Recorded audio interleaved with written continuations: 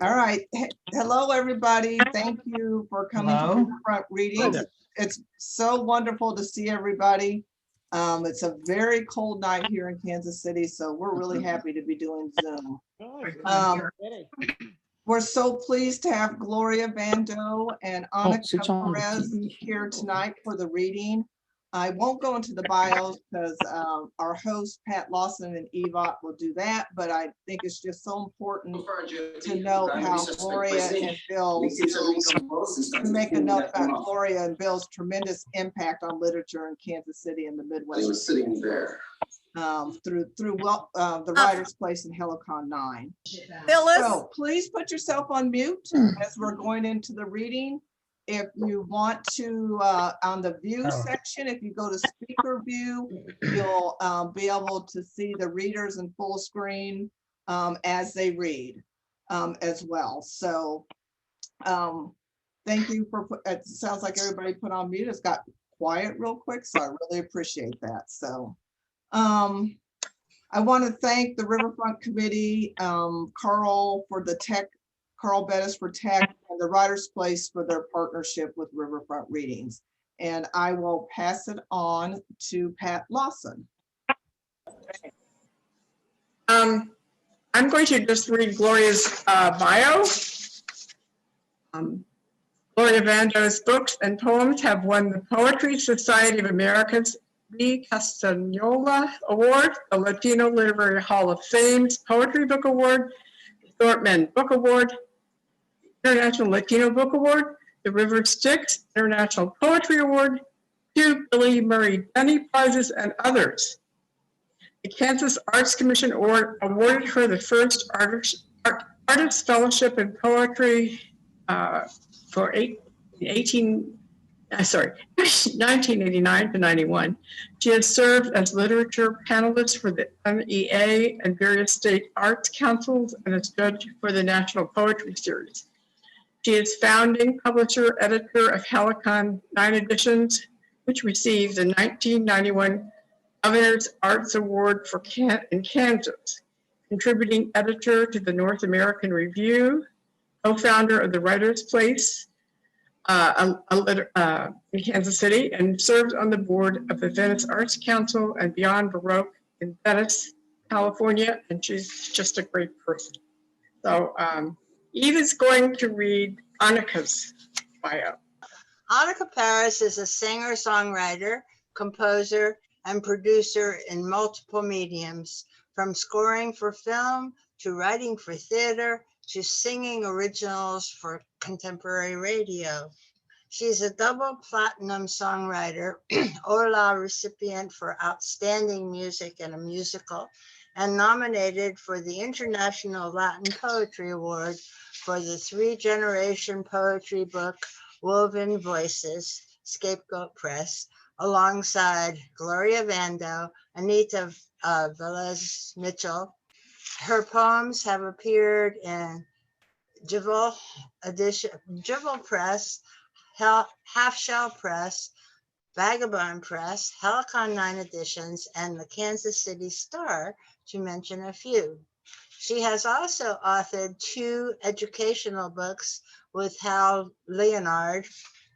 Anika earned her BA from the University of Kansas and resides in Los Angeles, where she teaches songwriting, lyric writing, and performance at UCLA, Musicians Institute, and the Grammy. Please welcome Gloria Vando and Anika Perez. I guess I'm starting.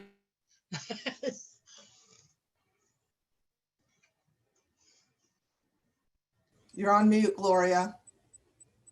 You're on mute. I keep unmuting myself and it keeps going back. Okay. Sorry. Okay, I just said, although we're on Zoom, it feels like I'm coming home. I lived in Kansas City longer than any place else, and it has a special place in my heart. So thank you so much for having us here. Thank you, Pat Lawson, Eve Ott, Phyllis Becker, and the Riverfront Reading Series for hosting us this evening. And thank you to the Writer's Place for hosting Riverfront. And thank you to Carl Bettis for your computer wizardry. I must add a special acknowledgement to Phil Miller, who started us all on this merry whirl.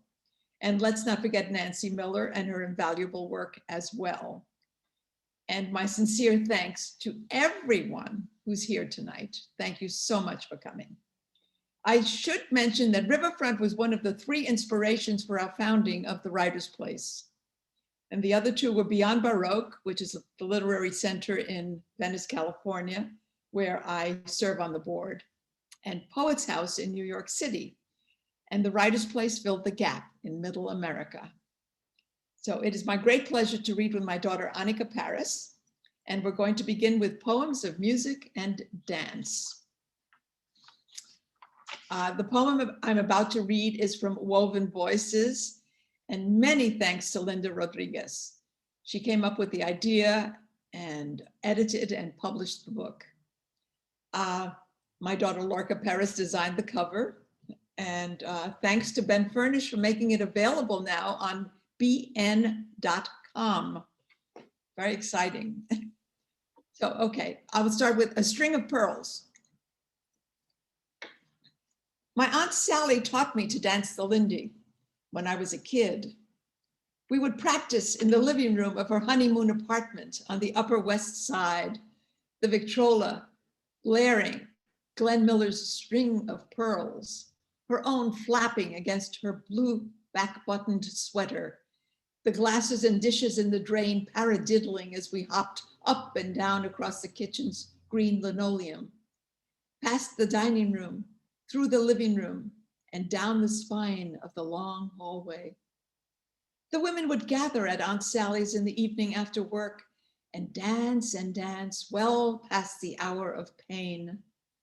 Dance late into the night before walking home to their empty apartments and empty beds.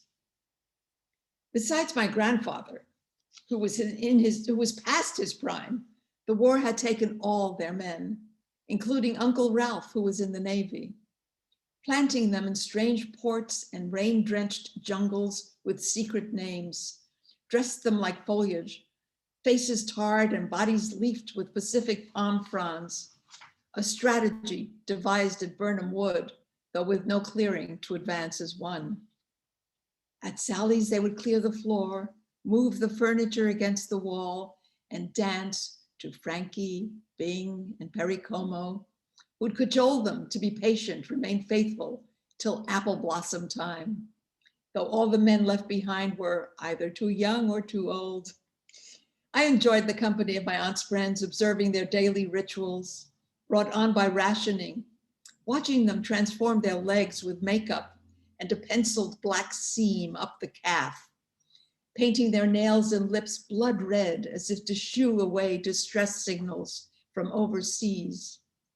Most of all, I liked watching them dance together, awkwardly at first, breast brushing breast, then more gracefully as the war wore on. I loved dancing with my Aunt Sally, who would guide my arms like a puppeteer to get my body moving in the right direction and fling me up in the air and down between her legs, up again over her left hip, then her right, controlling my every move, every gesture at a time when the rest of the world had lost control. Anika, take it away. I love that poem. First of all, thank you all for being here. I just love the fact we have so many familiar faces, and all my friends from Kansas City, from New York, from California, taking the time out tonight to be with us. We're so grateful. So thank you, Phyllis, Pat, Eve, and Carl for doing the tech. I'm going to continue on with the music theme of poetry. And I grew up in Kansas City, my formative years there, and maybe many people might not know that Kansas City has a pretty amazing jazz scene. And this is a real true story of a woman that I met at Jardine's Jazz Club before it closed down. This is from also Woven Voices. It's called Daisy Ray Black from Jardine's Jazz Club in Kansas City. I couldn't help noticing her at the corner table, taking in song, sipping on tea, sitting in her white dress with matching gloves, pillbox hat, and cherry-smeared lips. "I'm Daisy Ray Black," she shouts. "I come all the way from St. Joe, Missouri to hear jazz." Every Thursday night, she drives an hour and a half and stays till the very last note. "I'm 90 years old and I play a mean organ, you know." She sits like a question mark and talks to the band, their rosy-cheeked friend singing along, tapping her tiny bent fingers, swaying to the melodies that peel back the years, untwist her fate so she can breathe again. I imagine her putting on her Sunday's best, filling in the lines where her youth once stood with baby blue shadow and pink sun blush, teasing her white sea of bobby-pinned curls, shining up the path of her patent leather shoes, escorting her diamonds and pearls, and improvising her way back to Jardines. Oh, wonderful. Brings back memories. I guess I'm next. You're next. Yes. Well, we thought we'd include my mother since she's in the book, in the Woven Voices book. This is a poem I wrote about her. And I wrote it when she was well into her 90s. She lived from 1916 till 2015, almost 100 years. Lovelorn dancer. Oh yes, and she was a dancer. Each morning, my mother kisses her knees, blesses them, and thanks them for bending in the right direction, for being strong, upright, glamorous. Our body parts blossom like plants, she insists. We must sing to them to keep them supple, green, blooming. This, even after they lose their cartilage, after they start to buckle, after she loses her way, needing help to navigate across a room, across a thought. The petals begin to fall one by one. Buds fold into themselves like spurned lovers. Still, she continues her daily ritual, her hands dancing around her head and up and down her body. I'm putting on my emotional overcoat to protect my ego, to protect my soul, and to lessen the pain of betrayal by the very knees that once sustained her. Aw. It's beautiful. Okay. So for those of you who don't know my grandmother, this was Anita. So when we say grandmother or mother, that's what you're looking at. And she was very much, we had ESP, she was very much a witch. You know, there was always things that Anita would do. And I asked her before she passed away, if there's anything on the other side, would you please let me know? And she said, okay. So this is a poem. This is a poem that I wrote about Anita. It's called August Eve. The scent of gardenias and smoky cigars have come to visit me again, seeping through my window on this August Eve. I hear the crickets pause, feel a lukewarm breeze tap my shoulder, and wake to palm leaves catching raindrops while the curtains part the way, preparing my room for song. And I, sprawled on my back between my rough and tumbled sheets, smile. I asked her not to scare me when she crosses over, but still give me a sign. And she, with witted humor, visits me in mixed metaphors. Yeah, okay. On one of, Bill and I went to Puerto Rico, and on one of our trips, I realized that my father was already beginning to suffer from dementia. And one evening, he and Bill went out to the terrace to chat. I went to join them and was moved to overhear their conversation. Bill knew instinctively what I have since learned, that when dealing with someone with dementia, go along with them. And this is my 90-year-old father and my husband discuss their trips to the moon. For Bill. On the balcony, I hear my father speak of craters, their depth, their breadth, how he measured his lunar steps so as not to falter, sidestepping their cavernous mouths to peer in, his echo resounding in their hearts. He was on the moon's good side, the one that smiles and occasionally winks at Earth. With audible pride, he explains he was the lone civilian on the mission, yet he was happy to come home. Yes, my husband says, it was wonderful for me too. Shepherd led me by the hand around the rim of Eratosthenes. My father laughs at the similarity of the crater's name to his own, Erasmus. He is glad Bill understands him, relieved someone else knows how desolate it can be out there.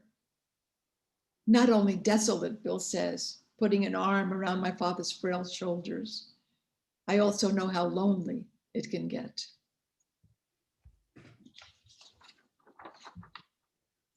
Aw. Yeah. That's the sweetest thing. So for those of you who know Bill, Wild Bill Hickok, my second father, he was an eccentric man and a lot of fun, and he was a builder. And the one thing I always loved about Bill is he would just do the craziest designs to a room. Like he would paint a bathroom silver, and he built this beautiful room called Dorothy's Place at one of the apartment complexes that had a Tornado. fiberglass tornado and life-size flowers and a yellow brick road. So he would be doing things for people just to have an experience when you walked in a room. And Gloria and Bill followed me to California, and he wasn't able to climb stairs towards the latter part of his life. But this is an example of what Bill did, even though he wasn't able to actually enjoy this. It's called Synthesis for Gloria and Bill.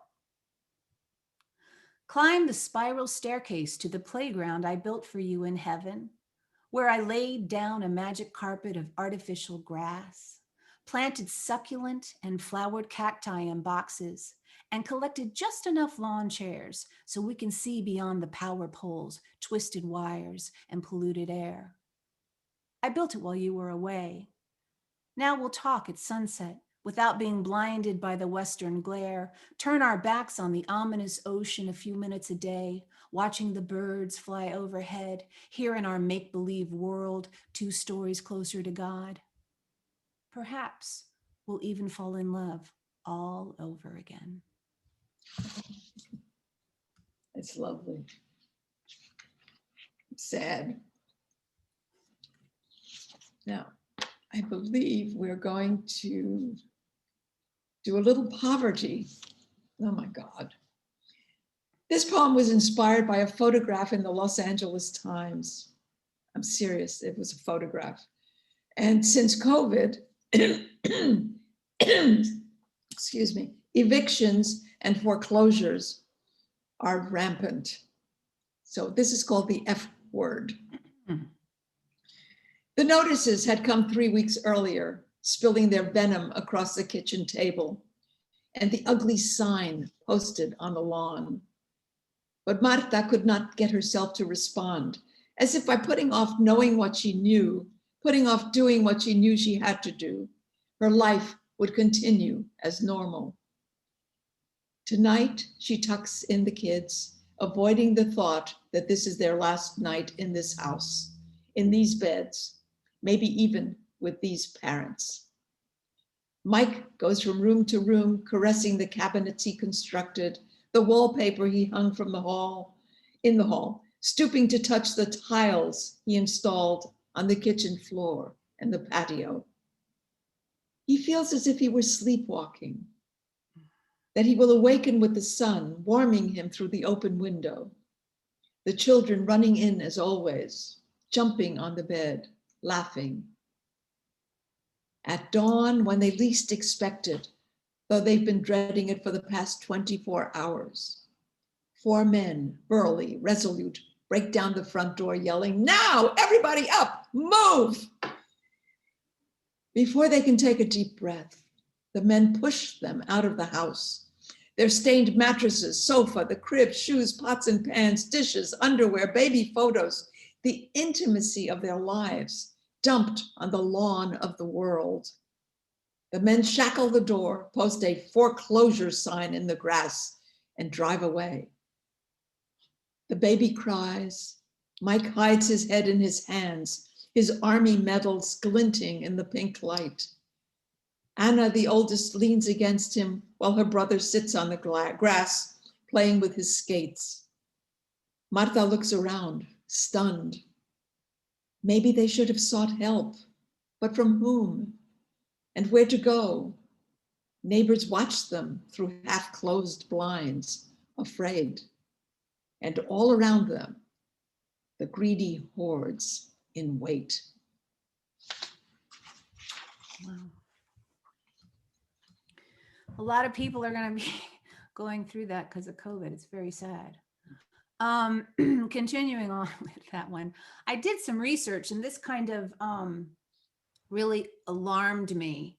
Do you know that 26 billionaires own as many assets as 3.8 billion people who make up the poorest half of the entire planet's population? Think about that for a second.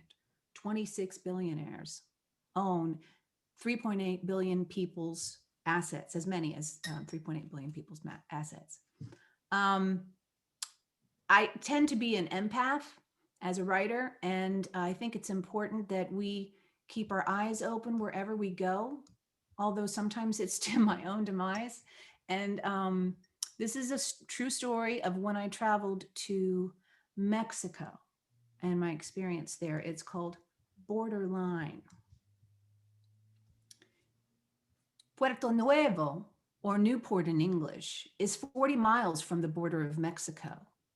It's Saturday and there's a slight overcast on our venture.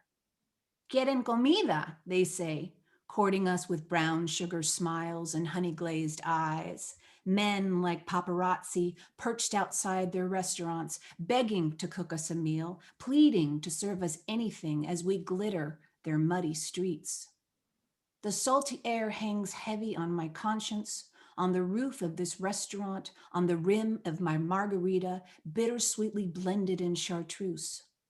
We sit overlooking the village and sing out to the mariachi band below, la cucaracha, ya no puedo caminar, till all 12 trot up the stairs, playing guitars and horns, drums and violins, bursting at the seams of indigo blue, wearing shiny sombreros and sequenced desperation. I trace the sound with the tips of my finger and lose myself for a moment. Yet on the brim of our echo, I can't help noticing across the street a woman on the roof of a tenement that's burnt to a seaweed crisp, its coffee-stained sheets unable to hide the naked rooms inside. This building, sagging slightly to the left, barely held together with wire hangers, pouts over the junked cars climbing its doorways like spiders. And amidst all this American novelty and facade of celebration, the woman washes her family's clothes, scrubs each shirt, each pair of pants, each mud-stained sock, unable to rinse out the future. La comida más deliciosa para ustedes. Disfruten, the owner says, unfolding a blanket of food, his wife and children catering to us like royalty, filling our cups till they overflow, basting our plates with homemade salsa, succulent lobster and melted butter, rice, beans, and warm corn tortillas, individually wrapped. The mariachi band is still playing, my friends and laughing and clapping to the rhythm and dancing on the rooftop. Even the sun decides to finally visit. But I can't eat. Oh, God.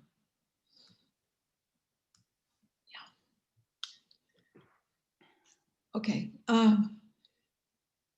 My first husband, Anika's father, Maurice Paris, was music consultant for the Bureau of Indian Affairs. And we traveled throughout the Southwest. And this is called Colorado. From the air, it lives up to its name, blood red. It could only be redder if the blood were fresh. But this is old blood, dried blood, embedded in the soil. Trails of blood from the souls of Ute children forced to trek across the desert, forced to leave their homes, half-said prayers echoing in the sacred kivas, thwarted dreams and cries strung out against the landscape, like rail tracks cutting the land in pieces for the new inhabitants who would own it, use it, abuse it, but not inhabit it. Whoever said nature has no straight lines was right. The terrain resembles a Kandinsky painting. He knew about land, prayers, and thwarted dreams, knew about the colors of spilled hope, blood red and celadon and rust and ochre, tearless, unforgiving, of use to no one. Wow. Okay. We need to go to Colorado, I'm guessing. For those of you who don't know, I am half Puerto Rican and half Iraqi Jewish. I don't look it, obviously, but I find it very interesting that I feel incredibly privileged that I don't have to let people know about that. And in fact, if I was living in Kansas City and they knew this about me, I probably couldn't be swimming at the country club Bill used to belong to. So think about that for a second. But I have a lot of friends who are living life in very scary times right now. A lot of my African-American friends. And I wrote this poem for Trayvon Martin. It's called Iron Claw. There is no song in a gun. This time it's aimed into the mouth of the night, where our conscience lies in the blood-stained grass, beneath his dark skin and hoodie, and that bullet hole left in his heart. There is no song in a gun. This time it's stolen his tongue, his words a tellurium of rain and steel hollow tips penetrating flesh and bone. There is no song in a gun, just the deafening sound piercing the wind, a murderous scream wiped out by the lie of a beautiful here and after. There is no song in a gun, no harmony, no melody to hum, only dissonant cries in the dimmest of nights, and only bigoted hands taking too many lives. Wow.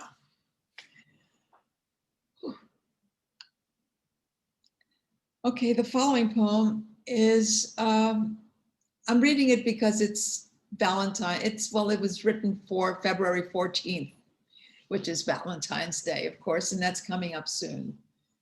2 days. And this is called, On This Day, I Think of the Widows. On this day, I think of the widows who awoke before dawn and planned a morning of strenuous exercise. 5 times around the mall until the stores open, then new linens for the bed, a pillow or 2, scented paper for the closet empty in the hall, an afternoon of cleaning windows and attics, discarding clothes snug to the point of pain. On this day, I think of the widows who busy themselves in kitchens, clanging pots and pans like toxins warding off despair, who dedicate an hour before tea to scouring grease off burners on the stove, who fall to their knees as in prayer and wax each linoleum square until it glows and they can see reflected in its speckled gray their own neglected faces. On this day, I think of the widows, my friends, who fall asleep exhausted at day's end, the television hawking its relentless, heartless lie.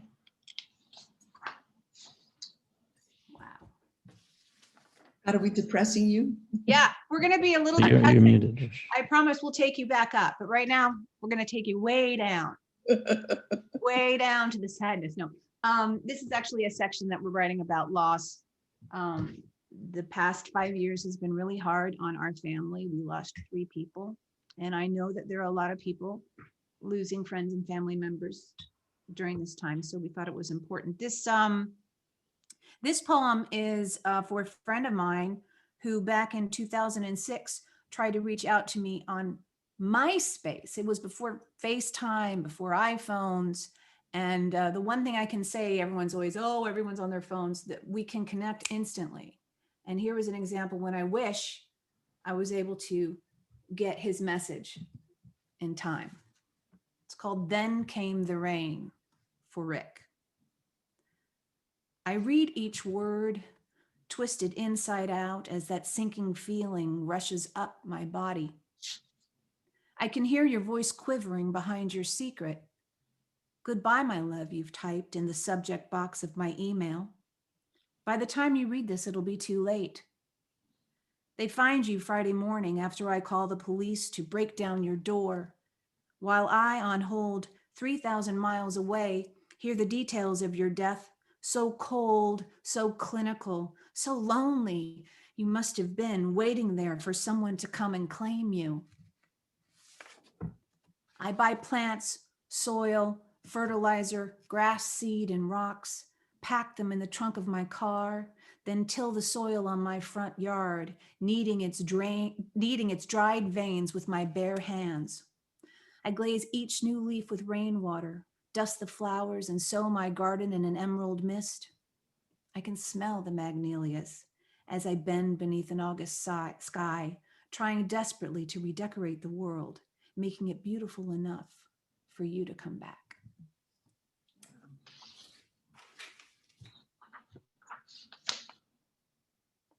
And I'm supposed to keep going? yeah, you can if you want to. Yes, I keep going. Sorry. Okay. One more depressing poem. This is for my father, who I lost, who we all lost. And really dealing with mourning is not an easy thing. So for all of you who've lost somebody, I'm sure you felt this way. Mourning. The night the stars went black, I split in two between the silence and the screams, time refusing to uncoil a flight of starlings, an undulating sea of birds wheeling and darting in tight waves against the abstract sky, heading south, taking you away. Now the long waking hours I endure in empty rooms of this hollowed house, its muted colors of concrete and wood and weighted memories bear no gifts. And when I break from blue, walk slowly down a crowded street through the sway and chatter of strangers, past lovers kissing beneath a faceless moon, I am not whole. And when the uninvited spring comes in mischievous flowers and camellia blooms its sweet warm air, I fear my heart's forever lost in a hibernation of winter. Oh, gosh. And now we're going to mourn the earth. This is global warming. Another Wyeth day, wheat-colored sky and land, patches of gray-green grass. Then suddenly a flash of red. I spot my first cardinal of the year, studying the feeder from a nearby tree, waiting for the grackles to let go, to go, get on with their taped mission. In the morning paper, I'd read of an artist who spray painted an iceberg blood red, revising nature's work of art. I want to say, wait, the blood will come soon enough, one drop at a time, as the icebergs melt and the cardinals find spring in that new temperate clime. And aren't you the one who mentioned that we don't have a lot of red birds here in California? That's true, as opposed to Kansas City. Yeah. Where the birds are so beautiful. Colorful, yeah. Colorful. Well, I think it's also, unfortunately for you guys, against that snow, ice, cold that you're experiencing now. Just so you know that my husband and I moved out here to Woodland Hills, and this summer, in September, it was 125 degrees. It was the hottest day recorded on record. And we, I think, had 38 degrees in December. So this idea that California's got great weather is not necessarily happening so much anymore, which is kind of scary. So poems about the weather. This is called chill. There's a bite in the air in this desert coast terrain, the weather as moody as its people. I wear scarves in June, carry a change of clothes in case a fault line breaks its silence. And while a sunny sky may provide a backdrop for dreamers, the elders of the earth, their jagged bones in rocks and mountains, point their noses towards heaven, bend their backs against the sea, reminding us that Mother Nature has a temper. And living in California is wonderful, but it's risky. A bit like living la vida loca. You know, everyone is patiently waiting for the big one. Really, I sleep with my clothes right next to the bed, just in case. That I sleep beneath a giant painting does not help. In the poem, Seagull-like refers to George Segal, the sculptor of plaster cast life-sized bodies. There are some at the Nelson Gallery, by the way. Okay, this is called Mixed Media Event or Heavy Stuff for Sasson Sofer. Someday it's going to fall on me, that painting on the wall over my bed, and I'll be decapitated by 86 pounds of ultramarine and viridian acrylic framed in gold leaf strips. When my husband returns from one of his so-called business trips, he'll think it quite a trick to find a seagull-like stiff protruding from a 2D work of art. Trick indeed that he was out of town when the guillotine came down. But so it is in life as well as bed. While one is losing his heart, another may be losing her head. Anybody who lives in California is going to understand that. We're even afraid to put, things on top of, shelves. I had some friends who moved out of the state, and they're like, I could put things up. It's amazing. Okay, so I'm going to skip fault line and go straight to kitchen karma. How many of you want to have people over? I don't know. I'm dying to have people over. And that's a weird pun. I shouldn't say that. I would like to have people over and not die. There we go. So this is a poem that I wrote before all those TV shows where now everyone wants open concept in their house. This is before that became very trendy. It's called Kitchen Karma. I redecorated the entire house for our New Year's Eve party.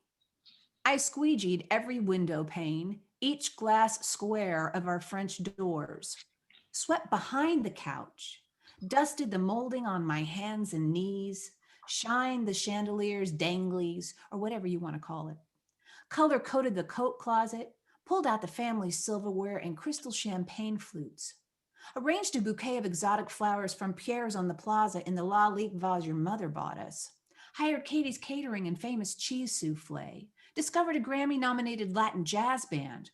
I even sent out custom-designed invitations on mint-colored rice paper to 65 powerhouse, up-and-coming has-beens and wannabes to our party. So somebody please tell me, what the hell is everyone doing in the kitchen?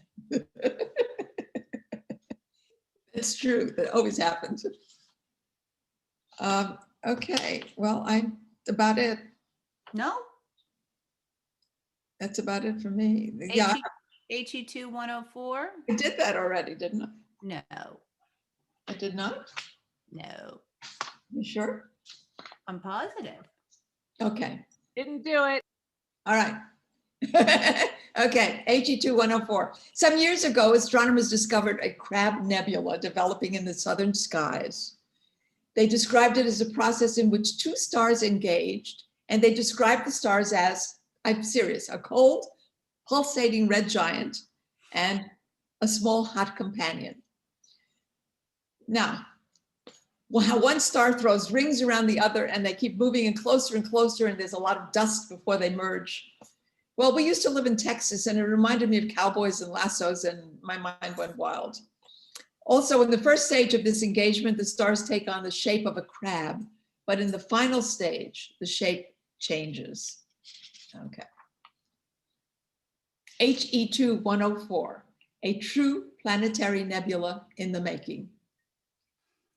On the universal clock, Sagan tells us, we are only moments old. And this new crab-like discovery in Centaurus, though older by far, is but an adolescent going through a vital, if brief, stage in the evolution of interacting stars. I see it starting its sidereal trek through midlife, glowingly complex, a pulsating red giant with a small hot companion in tow.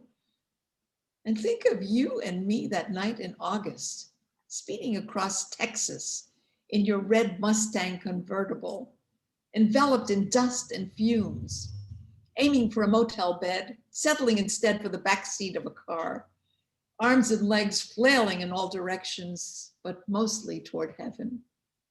And now this cool red dude winking at me through the centuries as if to say, I know, sidling in closer to his sidekick, shedding his garments, shaking off dust, encircling her small girth with a high-density lasso of himself, high-velocity sparks shooting from her ringed body like crazy legs and arms, until at last he's got his hot companion in a classic hold, and slowly, in ecstasy, they take wing and blaze as one across the southern skies, no longer crab, but butterfly.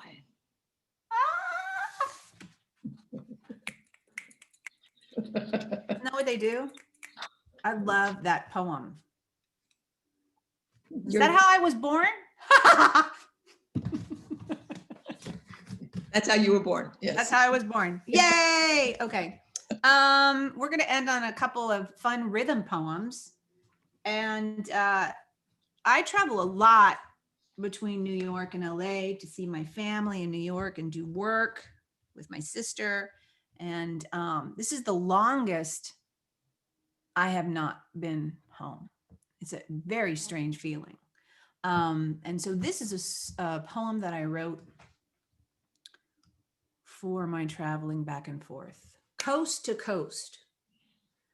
I love the sound and the rhythm of my feet as they tip-tap, pitter-pat a syncopated beat when I'm walking down the streets of New York. Gotta get to where I'm going, to the place I need to be. It's as simple as that in this concrete jungle city. Whether hobo junkin', Jamba Juicin', Village Funkin', boozin', cruisin', Wall Street banker floozin', skinny fat East Side aristocrat, or an artist with the hardest part of all. Gotta get to where I'm going, gotta wear that city stride, strut through walls of people, don't look no one in the eye. BBQs ain't cool enough. Harlem still got it rough. Nowhere else has so much stuff as this straight shooter, no sleep world.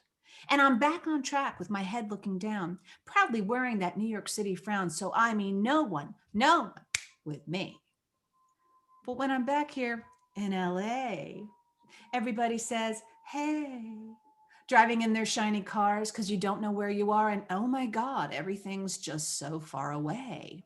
In this traffic jamming, highway cramming, Waze craze, GPS, road rage, driving test, Surrey surfing, cell phone cursing, almost famous but isn't working, boob job Barbies, red carpet parties, TV celebrities, movie star wannabes. Nice to meet you. So what can you do for me? Let's do lunch, love you, babe, in a desperate masquerade. Hopes are broken, dreams are made, in a city of angels out to play. And I love the sound and the rhythm of my feet as they tip-tap, pitter-pat a syncopated beat when I'm walking down the streets of New York. And I love the sun when it's holding up the sky, the ocean breeze, the palm trees, the smile in your eyes. Hello, goodbye, I get the most, and hop a plane from coast to coast. Drive or strut down city streets, whether stomping or honking or windsurf beat. I need a bit of both, you see, because they've got the very heart of me. Oh, I love that. Okay, well, we're going to end, and I'm going to end with a poem that's in Spanish because I do this all the time. And it's called Borinquen, which is the Taino name for the island of Puerto Rico. And you're not going to understand it, but it has to do with longing for the island. And there's a repeated word, llamando, which is calling. That's what it means. Okay, Borinquen.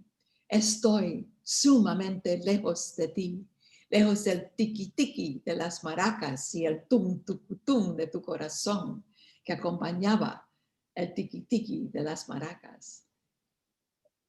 Oh my goodness, I made a mistake.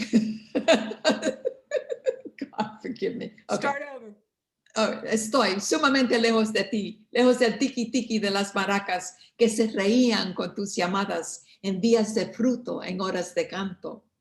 Lejos del tum tucutum de tu corazón que acompañaba al tiki tiki de las maracas que se burlaban de tus llamadas en días de luto, en horas de espanto. Y tú encerrado en el timbre del coquí, en el llanto de palmas, en el son, son, son de tu isla perdida, llamando a tu encanto, llamando a tu vida, con el tiki tiki de las maracas y el tum tucutum de tu corazón, llamando, llamando, llamando. Thank you. It's over. That was wonderful. Thank you so much. Thank Can you. we all applaud? Can we all applaud? Yes, we can all applaud. You can get off mute. I'll applaud Anika. Come on. Well, Pat's gonna say a few things and then we can just visit, right? Beautiful, beautiful. Wonderful. All of it. Absolutely Bravo. great. And- Brava, brava, brava. Brava. Loved it. Woo! and Mike, you can put your Oh, feet back. These are fabulous. Absolutely wonderful. Wonderful. Thank you so much. This Thank you was so much. fun. Don't leave yet. Before Hold on real quick. We got an announcement. we do have an announcement, and then we can chat. The next Riverfront reading is Friday, March 12th, and we're having Stan and Janet Beggs and Gina Bardwell, who I think is a playwright, correct? Yes, she's here tonight. Yeah. So Hello. please come, And an actor. She's an actor and a and an writer. actress. So, oh, wonderful, wonderful. Hey, Great. Miss Price, how you doing? And thank you all so much for coming. It's so moving to see this many people. Really appreciate it.